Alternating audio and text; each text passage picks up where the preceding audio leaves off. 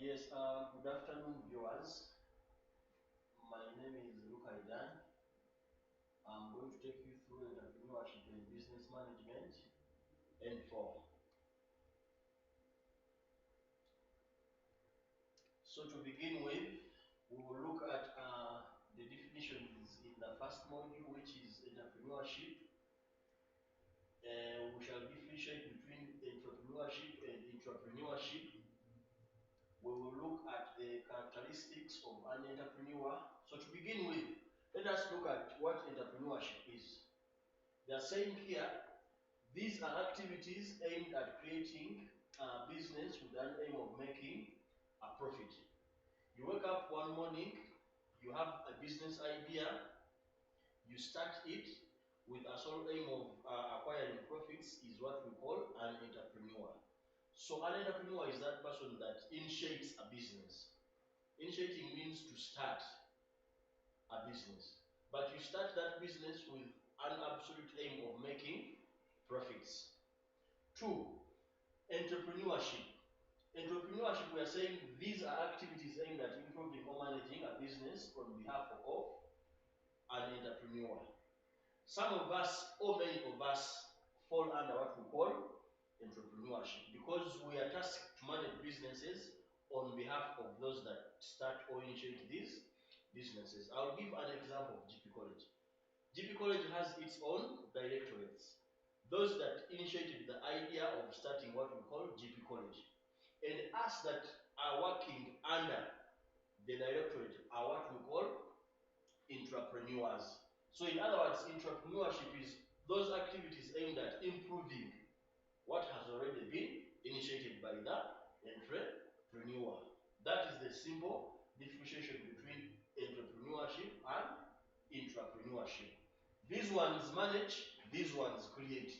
An entrepreneur creates, an entrepreneur manages. Now, let us look at the traits, characteristics of an entrepreneur. 1, they are saying they are always innovative. As an entrepreneur, you must always be innovative. Innovation means coming up with new ways of how to improve your particular project or the business that you have initiated. Because we are living in a world that is keeping on changing, and therefore it takes a lot of effort for you to be innovative to keep yourself in the mix or in the market. 2, must have a self-positive image. As an entrepreneur, you are going to be the brand of your business.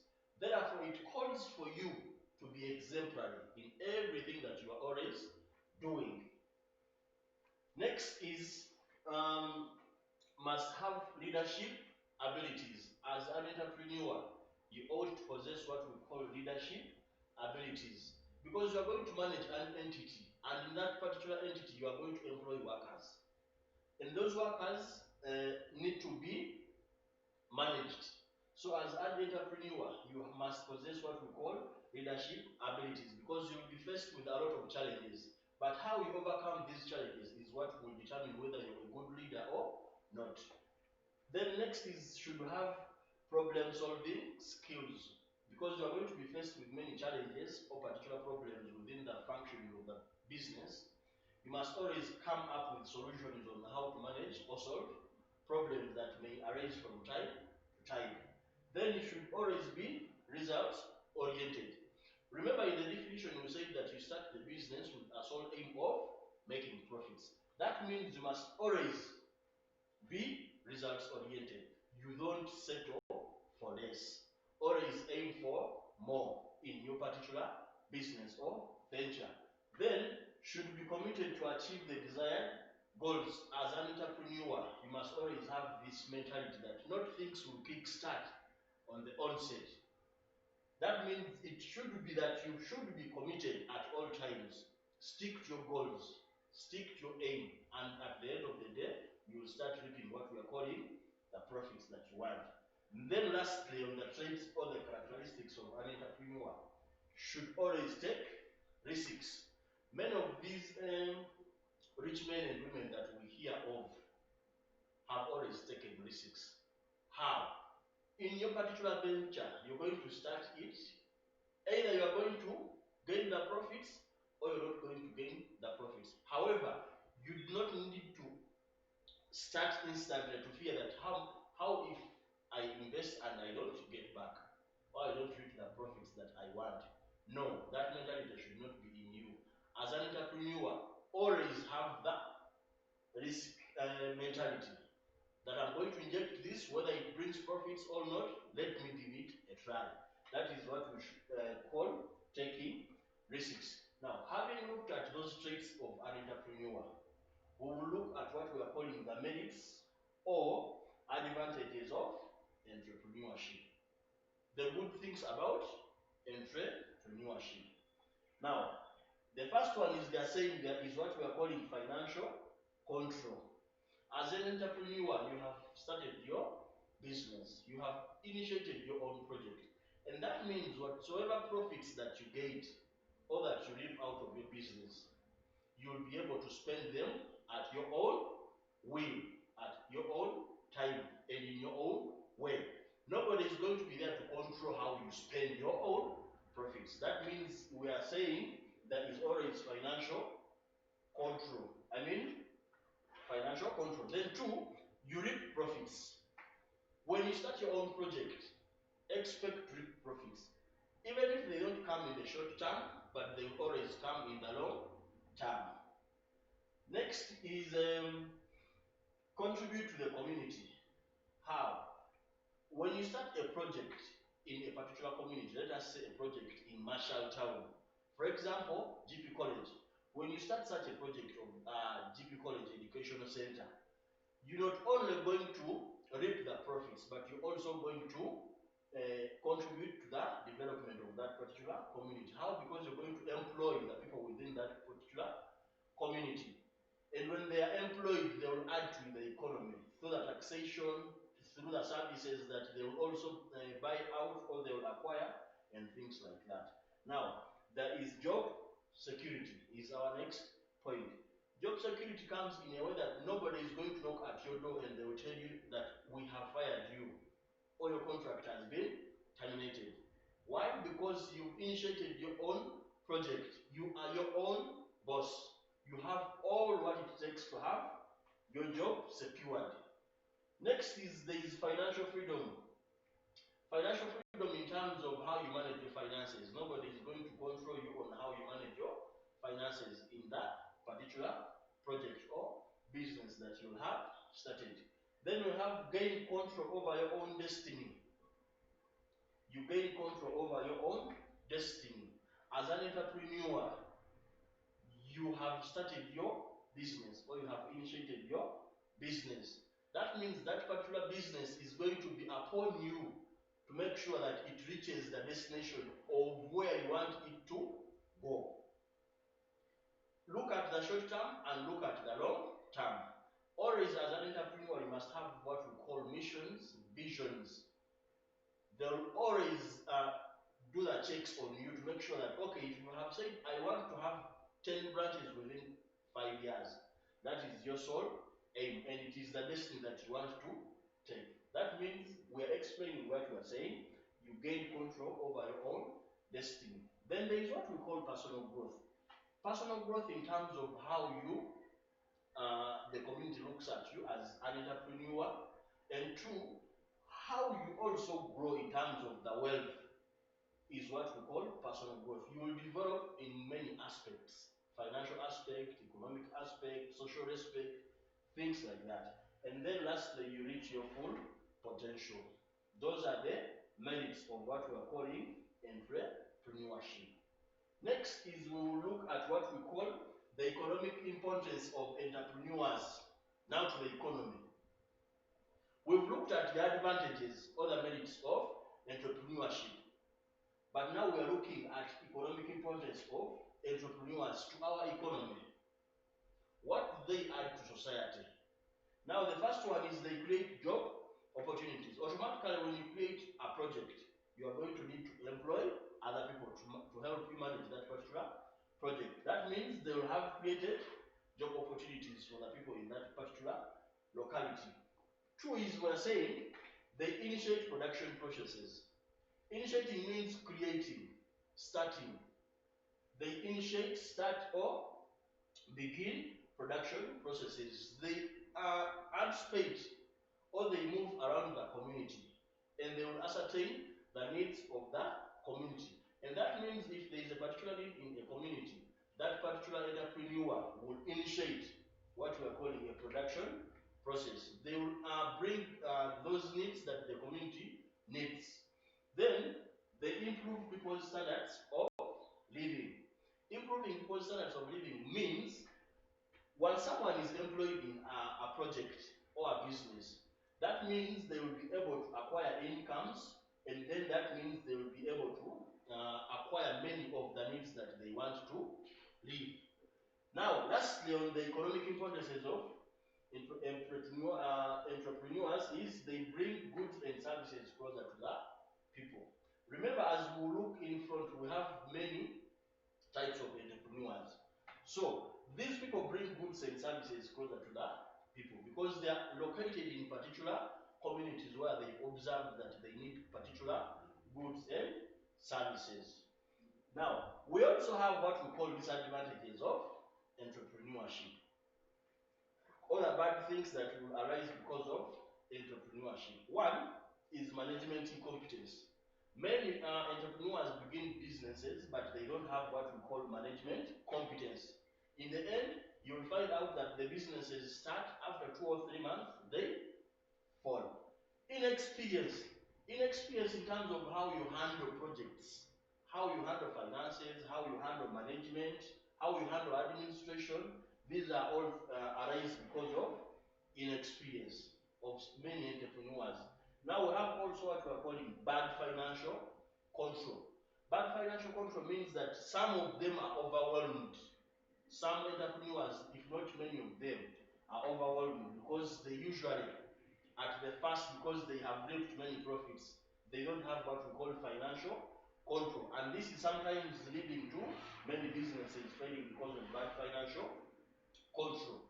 Now, we are also looking at, having looked at what we call the advantages and disadvantages of entrepreneurship. Now, we are looking at what we call market systems or economic systems.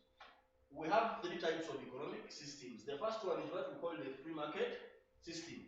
And then the second one is called a mixed market system. And then lastly, we have what we call a centralized market system. Now, if we look at what we call a free market system, a free market system is that particular market system where we have free entry and exit into the market. In other words, there is no government control in a free market system. The prices of the products and services are determined by demand and supply. That is what we call a free market system. A system of the economy where there is no government intervention and there is free entry and exit into that particular system. Now, the opposite of a free market system is what we call a mixed market system. A market system which is mixed comprises of both government intervention and free market system. We have a free entry and exit, but at the same time we have what we call government intervention on certain procedures and standards in that economic system. Lastly, we have what we call the centralized economic system. This one is fully administered and run by the government. Government has total or full control over that particular economic system. Now, next is we shall look at what we are calling the characteristics of a free market system. Remember, we have said that under that particular system, there is free entry and exit, meaning you just wake up, start your business, and there is no documentation that is required for you to start that particular or to enter in that particular system. Now, let us look at the characteristics of a free market system. One, anyone has the freedom to start a business of his or her choice. You wake up one morning, you have the funds available, you have whatever it takes to start, you will start. An example is the street vendors. The people that you see that are selling tomatoes, they are selling what on the streets, or the street vendors. These are a true example of a free market system. Such people require no documentation they require no government intervention to start a particular business. You wake up one morning, you find space, put there your stock and start operating. 2, the individuals own the factors of production. For example, in sole proprietorship, as we shall look on the forms of ownership, sole proprietorship is exactly what we are saying here, that the individuals own the factors of production.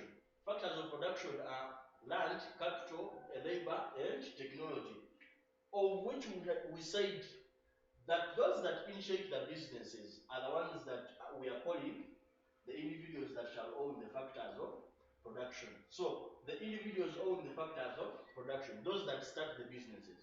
Now, all activities are profit oriented. Nobody wakes up to start a stock or street vending without a particular aim of acquiring profits. Whatever they are doing is because they want to acquire profits. Next is there is no government interference, as we said in the definition. Government doesn't interfere at all in the operations of these people. And then lastly, the forces of demand and supply determine the prices of the products and services. When there is high demand for a particular product, the price shall rise. Where there is low demand for a particular product, that means the price shall go low, and the vice versa. Where there is high supply of a particular product, the price is low. Where there is low demand for a low supply, the prices always go high. Having looked at the characteristics of a free market system, next is we'll look at the advantages of operating under a free market system. Now, prosperity and wealth are created. You always prosper because you have started a business with a sole aim of making profits. And when the profits come, you are prospering, but at the same time, making or creating wealth for your own self. Then we are saying it promotes private initiatives and entrepreneurship. Under this economic system, because it is free, many people will come up with a lot of needs that the society requires or services that the society requires, and in the sense you are promoting them, many of them will become entrepreneurs, those private initiatives. But wherever there is government intervention, many people will be scared to start those initiatives. And then next is people are free to plan their activities according to their needs. Someone wakes up one morning, plans what they want to do according to what the community requires or needs. Lastly, there is free entry and exit. When you enter, it is free. When you fail, you freely exit the business. That is as far as the advantages of a free market system are concerned. Now, next is we are looking at the disadvantages of a free market system. Disadvantages or cons of a free market system. 1, the profit motive can result into exploitation of customers. Remember, we are saying that whenever the people are starting businesses, they start with sole aims of making profits, and that means there is going to be always this aim of exploiting the customers because they want to attain or acquire a lot of profits. 2, employees are usually exploited to decrease costs. In as much as the customer is always exploited because the entrepreneur wants to make profits, even the employees, they are equally exploited. Next is monopolistic enterprises may try to manipulate the system. Monopolistic means someone that wants to offer a service as a sole person. He wants to operate or to offer that service as one person. He doesn't want other people to offer that a service. So we are saying monopolistic enterprises may try to manipulate the system because they want to operate alone. They will kick other small ones out of the business. Then lastly, the government may be forced to intervene to protect the customers. We say there is no government intervention. However, where needs to be, the government always can come in to force in order to protect the customers. Maybe where there are illegal activities ongoing, sometimes the government comes in and then offers help to protect the customers. So for today, we will stop there. Thank you so much. But for more information, you can go to the textbook under module 1 and you read through these various things that we've talked about. So until next time, bye for now.